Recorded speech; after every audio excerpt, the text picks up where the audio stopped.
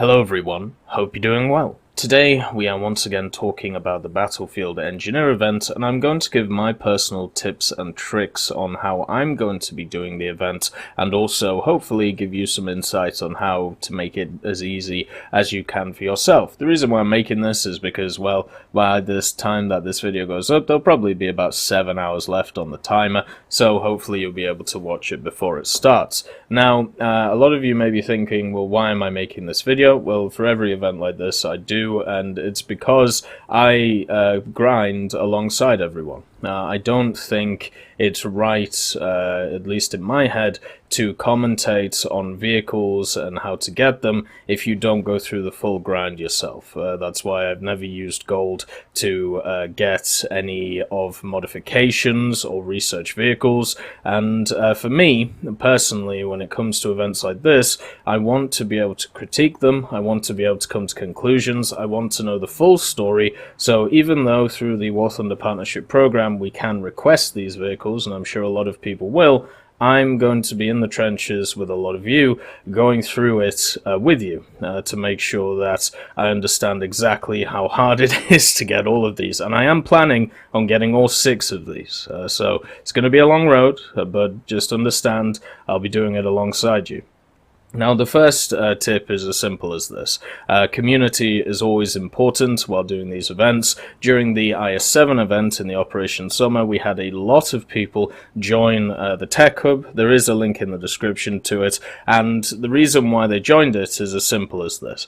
You need to get people around you to communicate with, to be able to have a chat to, in order to not exactly enjoy these events, but persevere to get the vehicles to then enjoy. So what we did last time is we set up an Operation Summer Cookbook, and what we've done this time is the exact same thing. Now, the channels that you're seeing here are not publicly available right now, but they will be when the event goes live, and you can see that we've set up a pretty much just a to-do list and also some information for you, which will get added to as we get more information, especially about the diagnostic stuff and everything like that. There's a nice little TLDR which I'll go through just to hope if you didn't watch the explanation video, you can understand what's going on with it. But yeah, the first piece of advice is find a community. Doesn't have to be the Tech Hub, but I would strongly advise it because we're going to be doing giveaways. I'm going to be on there a lot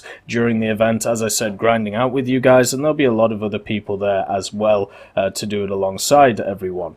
And it'll mean that you can squad up, you can keep your sanity, we can talk about crazy topics. Last time we went through a lot of different topics, such as religion, philosophy, politics, pretty much anything apart from the event to keep ourselves sane. So that's pretty much what we're going to be doing. So, if you want to join, please click the link in the description. We are the second largest War Thunder community Discord at this point, and I'm very proud of the work that the moderation team, the administrators, and the trusted occupants are able to do over there. Now, let's talk about the TLDR. So what is the TLDR? It's the basic 10-step program that you will require in order to complete this event. Now, it basically goes through the steps required to create an I-180 and also to create subsequent ones, and I created a TLDR, and Rashindo, so thank you to Rashindo, was able to refine it for us into a 10-step plan. So this is your 10-step plan. The first thing you got to do, diagnose vehicle, work out what's wrong with it, pick the correct diagnosis for the vehicle, play rank 2 or above at 50% battle activity to gain toolkits, use the toolkits to disassemble the broken plane, then use more toolkits to examine the parts, use toolkits to also examine the components, play rank 2 or above at 50% battle activity to gain the right components to replace the broken ones, use components to create parts, when created correct parts, assemble to create I-180S, repeat to get vouchers to trade for other vehicles after you have completed the original I-180. It's as simple as that, and it will all be there on the event instructions for you when the event starts. It's as simple as that. I know this article makes it sound really confusing, and I've got to say, when I first looked at it, I was like, oh Jesus, here we go again. But to be honest, when you split it down, it ain't that bad.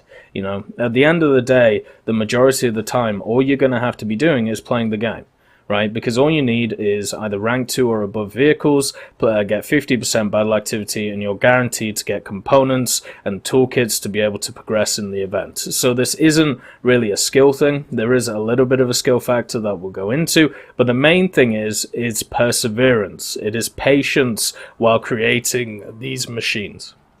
That's the best way I can put it, right?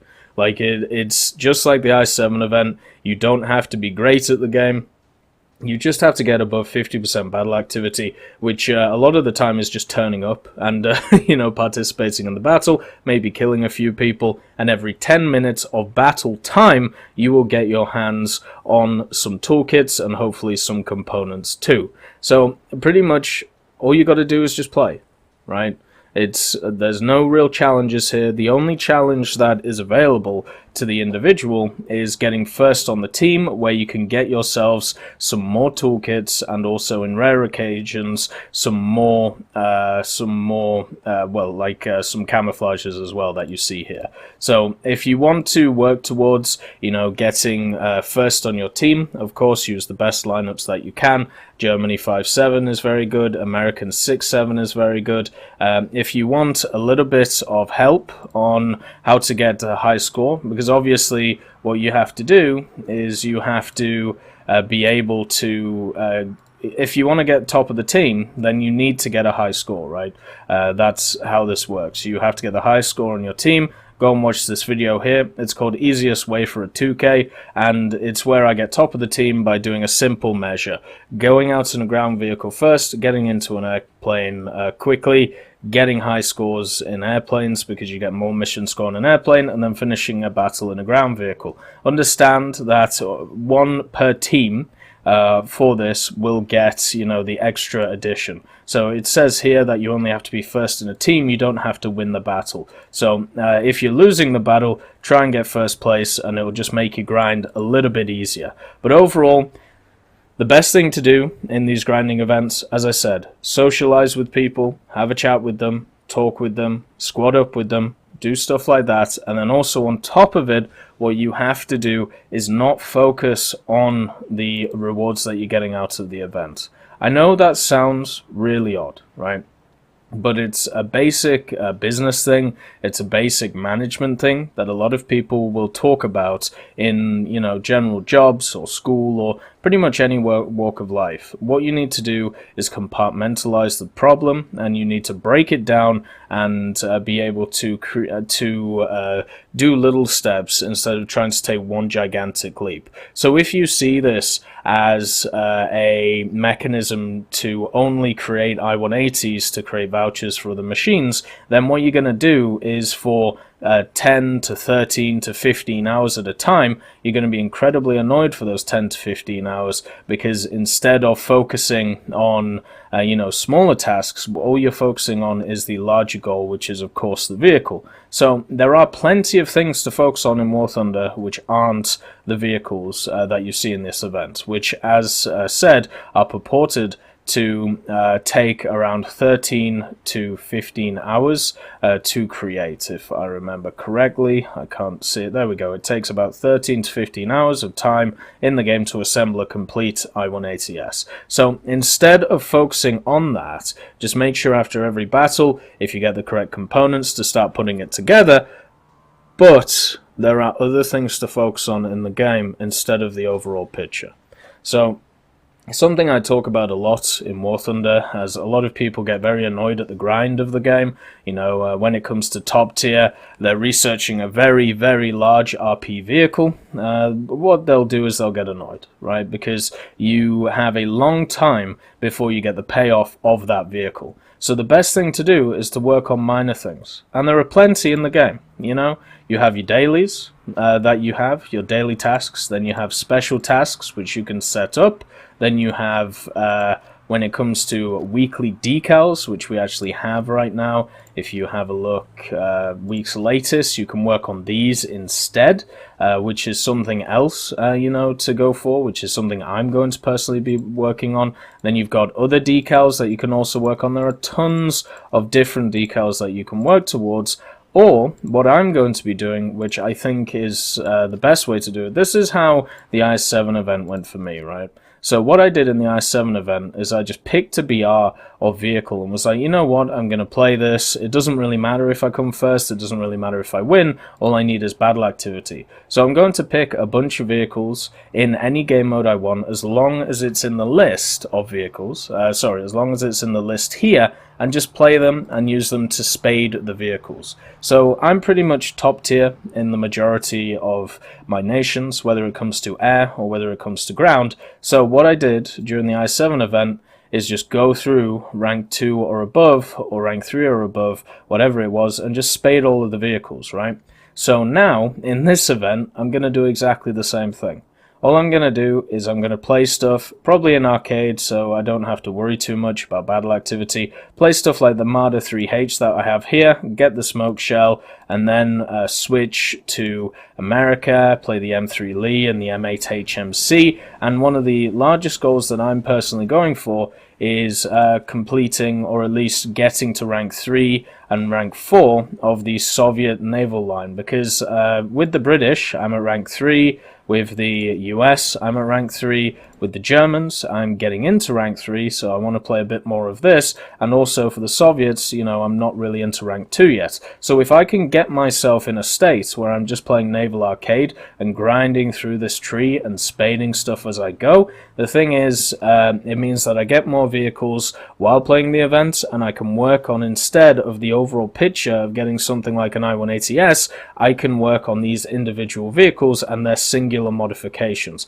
So I can work towards, instead of an I-180S, I can work towards a HEI belt for the 12.7, or an improved rangefinder. As I said, splitting down the issue into its smallest components, so when you complete those little components, you get a little bit of boost, you get a little bit of confidence, and it will keep you going, instead of focusing on the overall picture, which will screw your head. So another thing that's very important, which I'm personally going to do, is make sure every vehicle that you use is rank 2 and above, just so you don't have any issues with missing out on toolkits or missing out on components.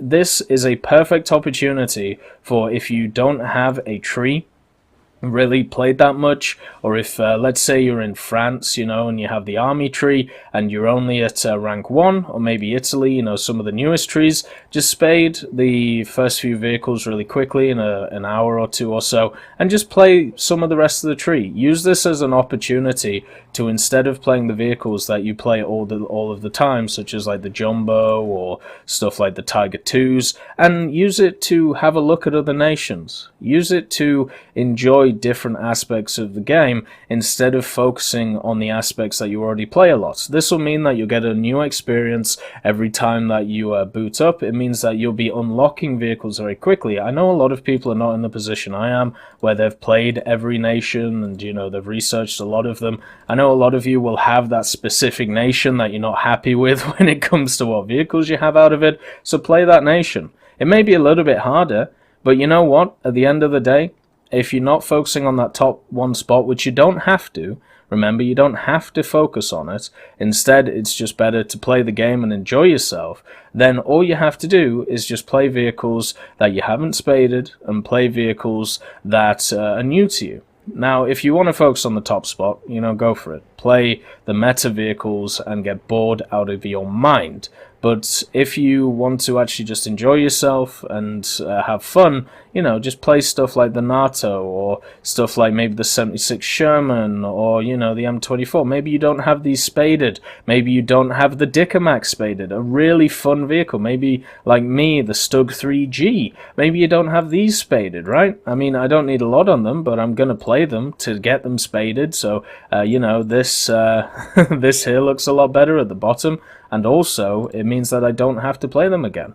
You know, it just gets them out of the way, so I can focus on the other new stuff that ever comes to the game. Now, that's the way I'm personally, you know, going to play it. Just keep moving around, make sure that you have lineups set up for you to use. Doesn't have to be top tier stuff, remember. Just has to be rank 2 or above. Some of the lowest vehicles are rank 2 are 1.3s. Look at this, AMC 35, S35. Right, and then the SC, the SAO 40 or the B1 BIS. This is a 2.0 lineup that you can run at rank 2 if you really wanted to. And then for the Germans, let's say you play aerialistic like I do, there's a rank 2 1.3 aircraft. So you don't have to play anywhere near top tiers. You can just play these bog standard aircraft if you don't have them, you know, if you don't have them fully researched, or if you do have them fully researched, you can still use them. But I'm just saying, you know, from a completionist standpoint, it might be worth, you know, giving them a go. Like for me, I'm going to play the Ju-87s, I'm going to play the SM-79s, and I get to experience more of War Thunder by doing that instead of just playing the meta stuff, which will get boring very quickly. Remember, this is not a sprint, this is definitely a marathon, and the tortoise always wins the marathon because the rabbit falls asleep. So don't overdo yourself, don't throw in like 20 hours on the first day. Instead, make sure to pace yourself, play different things, and talk to people, otherwise you're just going to get bored out of your damn mind. Like it, on the IS-7 event, the only thing that personally got me through that event, because normally for stuff like the festive events or the good old Operations or Operation Summer event, I don't really have an issue with them. You know, it doesn't really affect me that much. I can just get through them, just like the most recent Sea Voyage event. But events like this, you need to work on other things. Maybe put on an audiobook. If you don't want to socialize with people, put on an audiobook and just play with the audiobook playing. So therefore you can learn something. Maybe get a master's degree while doing this while doing this 11-day event, you know? If you really want to. Just something to take your mind off the monotony, which is playing a game over and over and over again. Now, another thing that I will say here that might be, it will be good for some people and bad for others, right? So for me, what I am personally doing in this event is I am going to get all of these vehicles. I'm going to do it through grinding. I'm not going to get any of them through the partnership program. I'm going to dedicate myself for the 11 days to get all of these. But if you are a person who does not have the opportunity to do, let's say you have a full family, you know, a full-on job, you know, you have children and stuff, this event is going to be nigh on impossible to get all of the vehicles. So instead of focusing on all of the vehicles, pick one or two that you want. So pick one of these, because remember, the first I-180S coupon you get, you have to either use it to get an I-180S, a VFW, or a PR-122. So pick one of them that you want, and then pick a secondary vehicle. Either once again, another one of these, or pick one of the later tier ones. So that's only three vouchers, or one coupon and 2 vouchers that you have to get, right? So if we mark that down, that's 36 hours in 11 days. That should be easily doable, even with somebody who has a full-on Tonkatron life, right? So if you do that, and then you work on those 2 vehicles, and then let's say you complete them in 3 or 4 days, you know, if you've really worked hard at it, then think about something else that you want, you know? Or maybe if you have dedicated being able to get those 2 vehicles, then maybe think about a 3rd, or maybe think about selling parts on the market so you can make some Gaijin coin and use that later on to buy yourself packs or buy yourself other stuff. So at the end of the day, don't overexert yourself. This event, in my opinion, which is a bad thing, by the way, when it comes to how I feel about it, and I'll get into the critique tomorrow probably when it starts, when we have a look at the diagnostic testing and everything like that. But one thing I am saddened about this event is I think it's cynically set up so it's incredibly hard for one individual to get all of these vehicles. I think the idea is that you pick and choose what you want instead of getting everything. Now, I don't like the setup of that idea. I think it's a bad idea, but if that is the case, that means that we as individuals need to pick what we want to prioritize first, and then if we get anything else, see it as a bonus on top of what we already have. There is also another thing. I believe the Tiger and the Merkava are not going to be premium vehicles. The Merkava is definitely not going to be a premium vehicle, so it'll be stock when you get it. The Tiger, I'm not so sure, but I'm guessing it will be a gift. What you can do is if you get the Merkava, during this event, you can then use it in normal games. While spading the Merkava, you can also get stuff like, the toolkits and the components in order to make other vehicles. So you can kill two birds with one stone, just like you're doing by researching vehicles in a tree that you haven't played that much, or spading vehicles that you personally haven't played that much.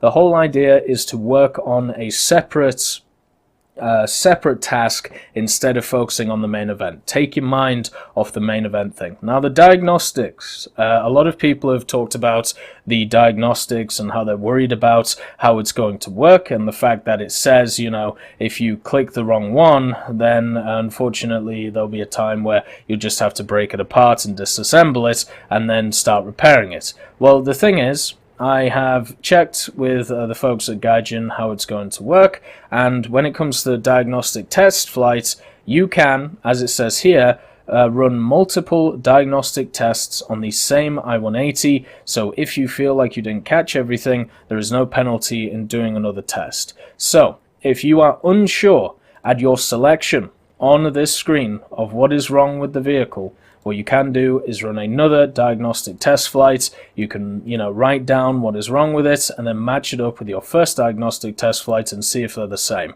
If they are the same, then you are sure about what went wrong. If they're not the same, you can run it again. You can do multiple diagnostic tests on the same vehicle. This is a key point. So if you are unsure about which one to pick, make sure to talk to people, make sure you understand the process, and also understand that you can run it again if you need it. Okay? So just, it's as simple as that. So yeah, I can't put it any easier than this. This is going to be a long event. If you're a crazy person like me and you want all 6 of the vehicles, you're in for a hell of a time. But all I can say is I'm going to be in the trenches with you all. We're going to be sat on the Discord. We're going to get this done. We don't run away from a fight. We turn around and we punch the damn bastard in the face. And that's what we're going to do with this event. We're going to do it hard and we're going to do it well. That's all I have to say. Anyway, I hope these tips and tricks have helped you.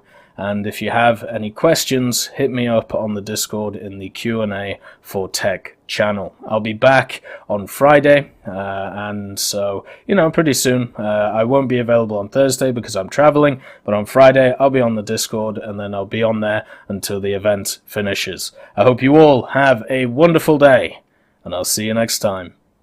I'd like to thank B. Young, Blackie, Dyslexic Child, Martinez, Moxie, Nito, Nick Graham, Alobralo, and Super Cacti for supporting me on Patreon.